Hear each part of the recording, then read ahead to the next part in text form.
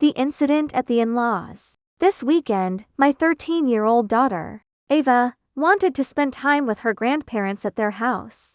My 30-year-old sister-in-law was also visiting, bringing along her coonhound, Ella.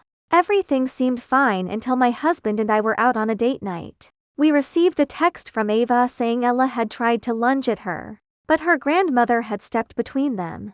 Just 2 minutes later, another update arrived. The dog had bitten Ava, and she was bleeding. We rushed to pick her up. On the way, my husband began panicking and shouting. I urged him to be empathetic, reminding him that his parents never wanted this to happen and were likely distraught too. Upon arrival, I did my best to keep the peace. I sat with his family, gave everyone hugs, and reassured them that accidents happen.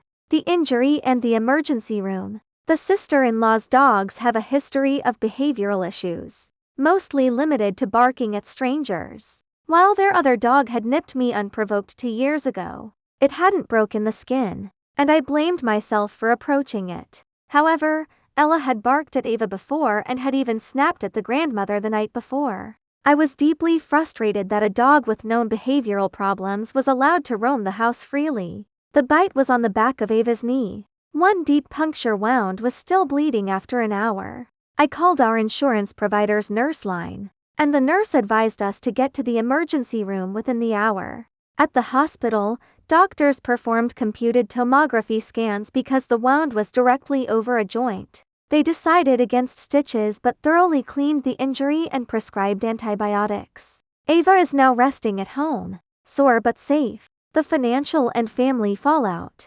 The next day, I brought up the medical expenses to my husband, given that the bite occurred on his parents' property by his sister's dog, and state law holds dog owners liable. I suggested we discuss using his parents' homeowner's insurance or working out a payment plan with his sister and brother-in-law. My husband immediately refused. He claimed his parents would never ask us for money if the roles were reversed, and noted that his sister is unemployed. When I pointed out that his sister and brother-in-law had just voluntarily upgraded to a house worth double their previous one, he accused me of always hating his family and coming after them. His reaction deeply hurt. I am the one who communicates with his mother the most, and I was the one calming everyone down during the crisis. We have a complicated dynamic with his sister, who has chronic health issues and is consistently prioritized by the parents.